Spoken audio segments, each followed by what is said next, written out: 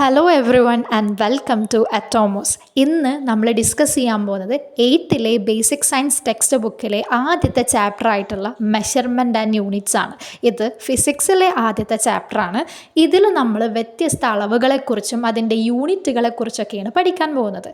നമ്മുടെ നിത്യജീവിതത്തിൽ പല വസ്തുക്കളും അളന്ന് മേടിക്കുകയും അളന്ന് കൊടുക്കുകയും ഒക്കെ നമുക്ക് ചെയ്യേണ്ടി വരാറുണ്ട്. സോ നമുക്ക് അളവുകളെക്കുറിച്ചും അതിൻ്റെ യൂണിറ്റുകളൊക്കെ കുറിച്ച് വ്യക്തമായ ധാരണ ആവശ്യമാണ്. ഇന്ന് ഈ പാഠത്തിലൂടെ നമ്മൾ വ്യത്യസ്ത അളവുകളെക്കുറിച്ചും അതിൻ്റെ യൂണിറ്റുകളെക്കുറിച്ചാണ് പഠിക്കാൻ പോകുന്നത്. അങ്ങനെയാണെങ്കിൽ നമുക്ക് എല്ലാത്തിനെയും അളക്കാൻ പറ്റുമോ? ഇല്ല അല്ലേ. ഇപ്പോൾ ഒരാളുടെ സൗന്ദര്യം ആയിക്കോട്ടെ, ഒരാളുടെ ദേഷ്യം ആയിക്കോട്ടെ, സന്തോഷമായിക്കോട്ടെ, ഇങ്ങനെ ഒരുപാട് കാര്യങ്ങളൊന്നും നമുക്ക് എന്ത് ചെയ്യാൻ പറ്റാറില്ല, അളക്കാൻ പറ്റാറില്ല. അപ്പം എല്ലാ പ്രോപ്പർട്ടീസിനെയും അല്ലെങ്കിൽ എല്ലാ ക്വാളിറ്റീസിനെയും നമുക്ക് എന്ത് ചെയ്യാൻ പറ്റില്ല, അളക്കാൻ പറ്റില്ല. അപ്പം നമുക്ക് അളക്കാൻ പറ്റുന്ന, അളന്ന് നമുക്കൊരു നമ്പറിൽ നമുക്ക് എക്സ്പ്രസ് ചെയ്യാൻ പറ്റുന്ന ക്വാണ്ടിറ്റീസിനെയാണ് നമ്മൾ എന്തെന്ന് പറയുക, ഫിസിക്കൽ ക്വാണ്ടിറ്റീസ് എന്ന് പറയാം. അപ്പോൾ ഫിസിക്കൽ ക്വാണ്ടിറ്റീസിനെ മാത്രമേ നമുക്ക് അളക്കാനും എന്ത് ചെയ്യാനും പറ്റുള്ളൂ, നമുക്ക് നമ്പറായിട്ട് നമുക്ക് എക്സ്പ്രസ് ചെയ്യാനും പറ്റുള്ളൂ. ഫോർ എക്സാമ്പിൾ, നമുക്കൊരു കുഴി, ആ കുഴിയുടെ ആഴം നമുക്ക് അളക്കാൻ പറ്റും, നമുക്ക് എത്ര ആഴമുണ്ട് എന്ന് നമുക്ക് നമ്പറായിട്ട് പറയാനും പറ്റും. ഇനി നമ്മളൊരു സാധനങ്ങൾ മേടിക്കുകയാണ്, ഇപ്പോൾ തക്കാളി നമ്മൾ മേടിക്കുകയാണ്, അപ്പോൾ തക്കാളിയുടെ വെയിറ്റ് നമ്മൾ നോക്കാറുണ്ട് അല്ലേ. അപ്പം മാസ് നോക്കും, അപ്പോൾ ഇത്ര കിലോഗ്രാം ഉണ്ടെന്ന് നമുക്ക് മനസ്സിലാവും. അപ്പോൾ നമുക്ക് അതിൻ്റെ വെയിറ്റ് അല്ലെങ്കിൽ മാസ് നമുക്ക് നോക്കാനും പറ്റും, ഒപ്പം തന്നെ എത്ര കിലോ, നമുക്കൊരു നമ്പർ വെച്ചിട്ട് ഇത്ര കിലോഗ്രാം ഉണ്ട് എന്ന് പറയാനും പറ്റും. ഇനി നമ്മളെ ഡ്രസ്സൊക്കെ തയ്പ്പിക്കാൻ കൊടുക്കുന്ന സമയത്ത് നമ്മൾ എന്ത് നോക്കാറുണ്ട്, നമ്മൾക്ക് ഇത്ര നീളം വേണം, ഷോൾഡർ എത്ര ഉണ്ട് എന്നൊക്കെ അളക്കാറുണ്ട്. അപ്പോൾ ആ സമയത്ത് നമ്മൾ എന്താ നോക്കുക, നീളമാണ് അളന്ന് നോക്കാറ് അല്ലേ. ഇനി നമ്മളൊരു ഓട്ട മത്സരം വെക്കുന്ന സമയത്ത് നമ്മളെന്താ എത്ര സ്പീഡ് ഉണ്ട് എന്ന് നമ്മൾ നോക്കാറുണ്ട്. അതുപോലെ തന്നെ നമ്മൾ ബ്ലഡ് പ്രഷർ നോക്കുന്ന സമയത്ത് അവിടെ നമ്മൾ എന്താ നോക്കുന്നത്, പ്രഷറാണ് നോക്കുന്നത്. അതുപോലെ നമുക്ക് പനി വരുന്ന സമയത്ത് നമ്മൾ എന്ത് നോക്കാറുണ്ട്, നമുക്ക് എത്രയാണ് ടെമ്പറേച്ചർ എന്നുള്ളതൊക്കെ നമ്മൾ ചെക്ക് ചെയ്യാറുണ്ട്. അപ്പോൾ ഇതിനൊക്കെ നമുക്ക് എന്ത് ചെയ്യാൻ പറ്റും, ഒരു നമ്പർ വെച്ചിട്ട് നമുക്ക് എക്സ്പ്രസ് ചെയ്യാനും പറ്റും. ഇതിലെല്ലാം നമുക്ക് എന്ത് ചെയ്യാൻ പറ്റും, അളക്കാനും പറ്റും. സോ ഇത്തരത്തിൽ നമുക്ക് അളക്കാൻ പറ്റുന്ന ക്വാണ്ടിറ്റീസിനെയും അല്ലെങ്കിൽ അളന്നതിന് ശേഷം അതിനെ നമുക്ക് നമ്പറായിട്ട് എക്സ്പ്രസ് ചെയ്യാൻ പറ്റുന്ന ക്വാണ്ടിറ്റീസിനെയാണ് നമ്മൾ എന്തെന്ന് പറയുക, ഫിസിക്കൽ ക്വാണ്ടിറ്റി എന്ന് പറയാം. So physical quantity is any physical property that can be measured and expressed in numbers. എക്സാമ്പിളായിട്ട് പറയുകയാണെങ്കിൽ നമുക്ക് എന്തൊക്കെ പറയാം, ലെങ്ത്ത് അല്ലേ. ഒരു സാധനത്തിൻ്റെ നീളം പറയണമെങ്കിൽ നമുക്ക് എന്ത് പറയാം, 5 സെൻറ്റിമീറ്റർ ഉണ്ട് അല്ലെങ്കിൽ 100 മീറ്റർ ഉണ്ട് എന്നൊക്കെ നമുക്ക് അങ്ങനെ അളന്ന് പറയാനായിട്ട് പറ്റാറുണ്ട്. ഇനി മാസ് എന്ന് പറയുമ്പോൾ എത്ര ഗ്രാം, 100 ഗ്രാം അല്ലെങ്കിൽ 5 കിലോഗ്രാം എന്നൊക്കെ നമുക്ക് പറയാൻ പറ്റും. ഇനി ടൈം ആണെങ്കിലും നമുക്ക് എന്ത് ചെയ്യാൻ പറ്റും, പറയാൻ പറ്റും, 60 സെക്കൻഡ് അല്ലെങ്കിൽ 1 മിനിറ്റ്, 1 മണിക്കൂർ എന്നുള്ള രീതിയിൽ നമുക്ക് ടൈമിനെ പറയാനും പറ്റും. അപ്പം നമുക്ക് അളക്കാനും പറ്റും, നമ്പറായിട്ട് എക്സ്പ്രസ് ചെയ്യാനും പറ്റുന്ന ക്വാണ്ടിറ്റീസിനെയാണ് നമ്മൾ എന്തെന്ന് പറയുക, ഫിസിക്കൽ ക്വാണ്ടിറ്റീസ് എന്ന് പറയുക. ഈ ഫിസിക്കൽ ക്വാണ്ടിറ്റീസ് തന്നെ 2 തരത്തിലാണുള്ളത്. ഫണ്ടമെൻ്റൽ ക്വാണ്ടിറ്റീസും ഉണ്ട്, ഡിറൈവ്ഡ് ക്വാണ്ടിറ്റീസും ഉണ്ട്. സോ എന്താണ് ഫണ്ടമെൻ്റൽ ക്വാണ്ടിറ്റീസും ഡിറൈവ്ഡ് ക്വാണ്ടിറ്റീസും തമ്മിലുള്ള വ്യത്യാസം എന്ന് നമുക്ക് നോക്കാം. ഫണ്ടമെൻ്റൽ ക്വാണ്ടിറ്റീസ് എന്ന് പറയുന്ന ക്വാണ്ടിറ്റീസിൻ്റെ പ്രത്യേകത അതിനങ്ങനെ തന്നെ ഇൻഡിപെൻഡൻ്റ് ആയിട്ട് എക്സിസ്റ്റ് ചെയ്യാനായിട്ട് പറ്റും. അതായത് ഇപ്പം നമുക്ക് ഫണ്ടമെൻ്റൽ ക്വാണ്ടിറ്റീസ് പറയണമെന്നുണ്ടെങ്കിൽ നമുക്ക് വേറൊരു ക്വാണ്ടിറ്റി അല്ലെങ്കിൽ വേറൊരു അളവ് വെച്ച് പറയണമെന്നില്ല. ഫോർ എക്സാമ്പിൾ സമയം നമുക്ക് സമയം എത്രയെന്ന് പറഞ്ഞാൽ മതി, നമുക്ക് വേറൊരു അളവ് വെച്ച് പറയേണ്ട ആവശ്യമില്ല. അല്ലെങ്കിൽ ലെങ്ത്ത് എന്ന് പറയുമ്പോൾ നീളം, നമുക്ക് നീളമായിട്ട് തന്നെ പറയാം, വേറൊരു ക്വാണ്ടിറ്റി വെച്ച് നമുക്ക് പറയേണ്ട കാര്യമില്ല. ഇത്തരത്തിലുള്ള ക്വാണ്ടിറ്റീസാണ്, അതായത് ഇൻഡിപെൻഡൻ്റ് ആയിട്ട് എക്സിസ്റ്റ് ചെയ്യാൻ പറ്റുന്നതും അതുപോലെ തന്നെ വേറൊരു അളവ് വെച്ച് നമുക്ക് എക്സ്പ്രസ് ചെയ്യേണ്ട ആവശ്യമില്ലാത്തതുമായ ക്വാണ്ടിറ്റീസിനെയാണ് നമ്മൾ ഫണ്ടമെൻ്റൽ ക്വാണ്ടിറ്റീസ് എന്ന് പറയാം. For example time, length, mass, amount of substance, luminous intensity, temperature, electric current, ഇത്തരത്തിൽ 7 ഫണ്ടമെൻ്റൽ ക്വാണ്ടിറ്റീസ് ആണ് വരുന്നത്. ഇതിൻ്റെ പ്രത്യേകത ഇതിന് ഇൻഡിപെൻഡൻ്റ് ആയിട്ട് എക്സിസ്റ്റ് ചെയ്യാൻ പറ്റും. നമുക്ക് വേറൊരു ക്വാണ്ടിറ്റീസിൻ്റെ ടേംസിൽ നമുക്ക് എന്ത് ചെയ്യേണ്ട കാര്യമില്ല, അതിനെ എക്സ്പ്രസ് ചെയ്യേണ്ട കാര്യമില്ല.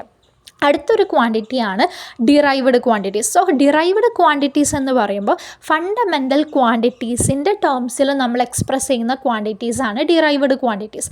അതായത് ഡിറൈവ്ഡ് ക്വാണ്ടിറ്റീസ് നമ്മൾ ഫണ്ടമെൻ്റൽ ക്വാണ്ടിറ്റീസിൽ നിന്നും ഡിറൈവ് ചെയ്യുന്നതാണ്. അതായത് ഫണ്ടമെൻ്റൽ ക്വാണ്ടിറ്റീസ് യൂസ് ചെയ്തിട്ടാണ് ഇത്തരത്തിലുള്ള ക്വാണ്ടിറ്റീസ് ഉണ്ടാകുന്നത്. ഫോർ എക്സാമ്പിൾ ഏരിയ എന്ന് പറയുന്നത് ഏരിയ നമുക്ക് ഇങ്ങനെ അളക്കാൻ പറ്റും. ഏരിയ ആയിട്ട് നമുക്ക് അളക്കാൻ പറ്റില്ല. ഏരിയ അളക്കണം എന്നുണ്ടെങ്കിൽ, ഏരിയ കാണണം എന്നുണ്ടെങ്കിൽ നമുക്ക് എന്തൊക്കെ അറിയണം? ലെങ്ത്തും അറിയണം, ബ്രെഡ്ത്തും അറിയാം. അപ്പോൾ നീളവും വീതിയും അറിഞ്ഞാൽ മാത്രമേ നമുക്ക് എന്ത് ചെയ്യാൻ പറ്റുള്ളൂ? ഏരിയ കാണാൻ പറ്റുള്ളൂ. ഇനി നമ്മൾ സ്പീഡ് നോക്കുക. ഒരു സ്പീഡ് നമ്മളെങ്ങനെ അളക്കുക? ഡിസ്റ്റൻസ് ബൈ ടൈം ചെയ്യണം. അതായത് എത്ര ദൂരമുണ്ട്, ആ ദൂരം ഇത്ര സമയം കൊണ്ട് സഞ്ചരിച്ചത്. അപ്പോൾ നമുക്ക് ഡിസ്റ്റൻസും അറിയണം, അതുപോലെ തന്നെ ടൈമും അറിയണം. എങ്കിൽ മാത്രമാണ് നമുക്ക് എന്ത് ചെയ്യാൻ പറ്റുള്ളൂ? അങ്ങനെയുള്ള സ്പീഡ് നമുക്ക് കണ്ടുപിടിക്കാൻ പറ്റുള്ളൂ.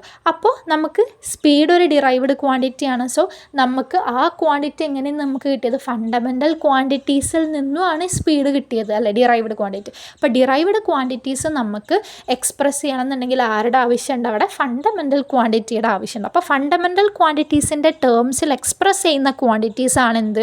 Derived quantities. അതിൻ്റെ എക്സാമ്പിളാണ് ഏരിയ, വോളിയം, അതുപോലെ തന്നെ സ്പീഡൊക്കെ. ഇനി നമ്മൾ ആ വെയിറ്റ് നമ്മൾ അളക്കുകയാണ്. അപ്പോൾ നമ്മളെങ്ങനെ പറയുക? ഞാൻ 50 കിലോഗ്രാം ഉണ്ട്, അല്ലെങ്കിൽ നമ്മളൊരു സാധനങ്ങൾ മേടിക്കാൻ പോകുന്ന സമയത്ത് നമ്മൾ ഇത്ര കിലോഗ്രാം സാധനം മേടിക്കും. ഇപ്പോൾ നമ്മൾ നീളം അളക്കുകയാണ്. സ്കെയിൽ വെച്ചിട്ട് 5 സെൻറ്റിമീറ്റർ നീളമുള്ള ഒരു റെക്റ്റാങ്കിൾ വരയ്ക്കാൻ പറയുമ്പോൾ നമ്മൾ സ്കെയിൽ വെച്ചിട്ട് 5 സെൻറ്റിമീറ്റർ എടുക്കും, അല്ലേ? അപ്പോൾ നമ്മളിങ്ങനെ പറയുന്ന സമയത്ത് എങ്ങനെ പറയുന്നത്? 5 സെൻറ്റിമീറ്റർ ഉണ്ട്, അല്ലെങ്കിൽ 5 കിലോഗ്രാം ഉണ്ട്. അപ്പോൾ 5 എന്ന് പറയുന്ന നമ്പറിന് ശേഷം ഞാൻ എന്ത് യൂസ് ചെയ്യുന്നുണ്ട്? കിലോഗ്രാം അല്ലെങ്കിൽ സെൻറ്റിമീറ്റർ എന്നൊക്കെ പറയുന്ന, അല്ലെങ്കിൽ കിലോമീറ്റർ എന്നൊക്കെ നമ്മൾ 100 കിലോമീറ്റർ, 50 കിലോമീറ്റർ, അങ്ങനെ നമ്പറിന് ശേഷം നമ്മൾ എന്ത് ചെയ്യുന്നുണ്ട്? അങ്ങനെ നമ്മൾ പറയുന്നുണ്ട്, അല്ലേ? കിലോഗ്രാം എന്നോ മീറ്റർ എന്നൊക്കെ പറയുന്നുണ്ട്. ഇത്തരത്തിൽ ഒരു നമ്പർ കഴിഞ്ഞിട്ട് നമ്മൾ പറയുന്ന പേരാണെന്ത്?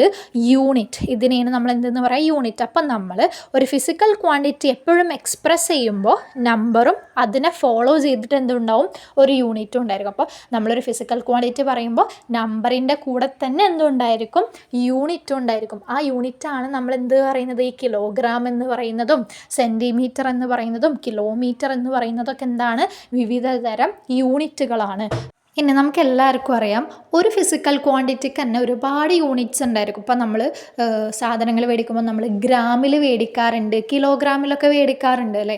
അപ്പോൾ അതായത് ഒരു ഫിസിക്കൽ ക്വാണ്ടിറ്റി എടുക്കുകയാണെങ്കിൽ അതിന് ഇഷ്ടം പോലെ യൂണിറ്റ്സ് ഉണ്ട്. എന്നാൽ ഇൻ്റർനാഷണൽ അല്ലെങ്കിൽ ലോകം മൊത്തം ആക്സെപ്റ്റ് ചെയ്ത യൂണിറ്റ് ഉണ്ട്. എല്ലാ ഫിസിക്കൽ ക്വാണ്ടിറ്റിക്കും ഒരു യൂണിറ്റ് ഇൻ്റർനാഷണലി ആക്സെപ്റ്റ് ചെയ്തൊരു യൂണിറ്റ് ഉണ്ടായിരിക്കും. അത്തരത്തിലുള്ള യൂണിറ്റ്സിനെയാണ് നമ്മൾ SI യൂണിറ്റ് എന്ന് പറയാം. അപ്പോൾ SI യൂണിറ്റ് എന്ന് പറഞ്ഞു കഴിഞ്ഞാൽ എന്താണ്? എല്ലാ ഫിസിക്കൽ ക്വാണ്ടിറ്റിക്കും ഒരു ഇൻ്റർനാഷണലി ആക്സെപ്റ്റഡ് യൂണിറ്റ്സ് ഉണ്ടായിരിക്കും. അതിനെയാണ് നമ്മൾ SI യൂണിറ്റ് എന്ന് പറയാം.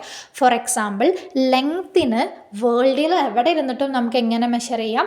മീറ്റർ എന്ന് പറയുന്ന യൂണിറ്റ് വെച്ചിട്ട് നമുക്ക് മെഷർ ചെയ്യാം. സോ മീറ്റർ ആണ് ലെങ്ത്തിൻ്റെ എന്തെന്ന് പറയുന്നത്? SI യൂണിറ്റ് എന്ന് പറയുന്നത്.